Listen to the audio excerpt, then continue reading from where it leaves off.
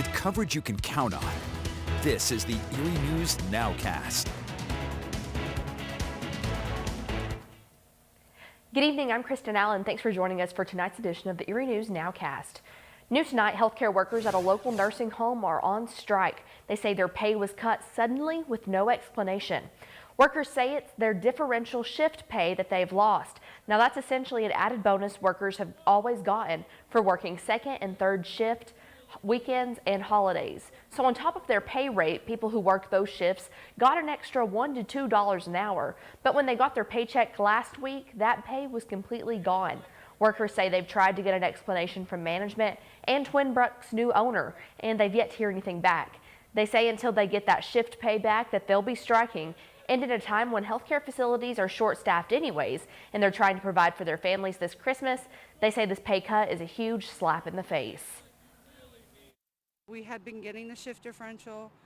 We knew what our base salary and what our wages would be. And then all of a sudden, oh, it's not there. The checks were less, and it's like, we're all looking, and it's like, the money was gone. And there's still a lot more to break down with this story, and I'll be doing that on Erie News Now at 11. After a busy Black Friday and Small Business Saturday, some local stores are selling out of some items with no way to get more. Inside the Jelly Jar in the Colony Plaza, it looks like business as usual. Shelves are full and shoppers file in and out. But those full shelves don't tell the whole story. The store had to find new vendors just to get new items. And what you see on the shelves is what's left. When a shelf is empty, that means the item's completely gone. Workers say they're grateful for a very busy shopping season, and they're glad to have inventory, but they've never gone through a year like this one. Usually we have back stock, and what we call our top layer there is what we call our garage. Usually we have that packed, and as you can see, it is bare right now. So yes, this is highly unusual. And workers say if you're looking for specific items to shop now. Now there's still some remaining inventory of many things, but the longer you wait, the greater the chance of that item you want selling out. Well, with Black Friday and Cyber Monday in the rearview mirror, many Americans shifted their focus today to charities and causes that they care about. And this Giving Tuesday is needed now more than ever.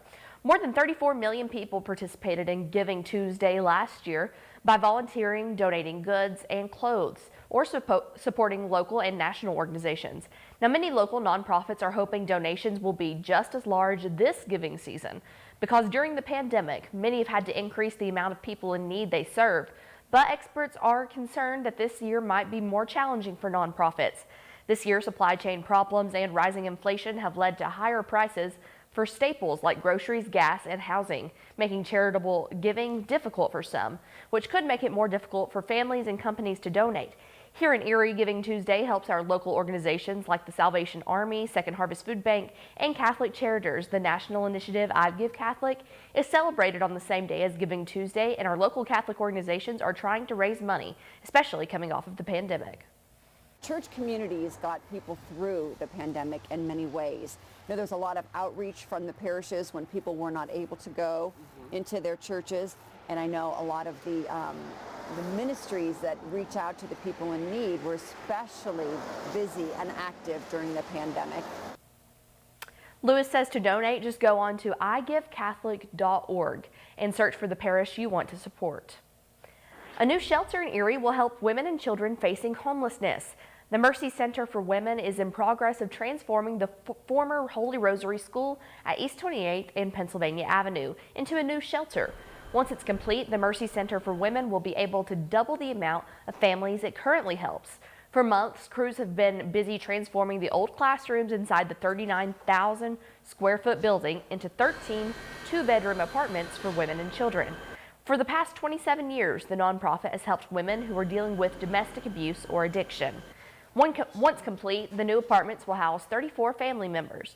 The Mercy Center raised $4.1 million to make the project a reality, and the executive director says the need for this place is great. Our clients, when they graduate from the Mercy Center, they sometimes have problems finding housing because of a criminal record. And to know that they are going to be able to move forward into permanent housing just a few steps to the west, I believe will be a blessing, and not only for our clients, but for the entire community. The nonprofit hopes to have the new shelter up and running by June. And help this holiday season is out there for those who need help paying their bills. It's state financial help for utility bills and also programs for rental assistance, food and groceries, and health coverage. Those are just some of the resources the Department of Human Services says can help residents this winter, a need which is certainly there as many continue to struggle amid the pandemic. Please know that if you are going through tough times, you are not alone. And no matter what you're going through, it's okay to get help if you need an extra hand. Shifting gears a little bit here, Broadway is returning to the newly renovated Warner Theater early next year. Today, officials announced the lineup for the season, which will kick off on Valentine's Day. The shows will include An Officer and a Gentleman, the musical, the smash Broadway hit Waitress, and a rare July performance of Jersey Boys. In the past, they avoided booking summer shows at the theater because the air conditioning system was too loud and would interfere with the show. But the multi-million-dollar renovation of the theater has fixed that and added amenities which will bring the theater into the 21st century. Previously, the theater could only handle certain shows and even sometimes only parts of certain shows. So we'll be able to handle any show on the road today and accommodate all of their scenery, sets, equipments, costumes. Very excited for those of us who love theater. And at the start of the season, a proof of vaccination or a negative COVID test will be required for entry. Erie News Now is a proud sponsor of the Broadway Back to the Warner season. Well, we thank you for joining us for the Erie News Nowcast. Join us for our next news at 10 p.m. on the CW and 11 p.m. on WICU and WSEE. Have a great night.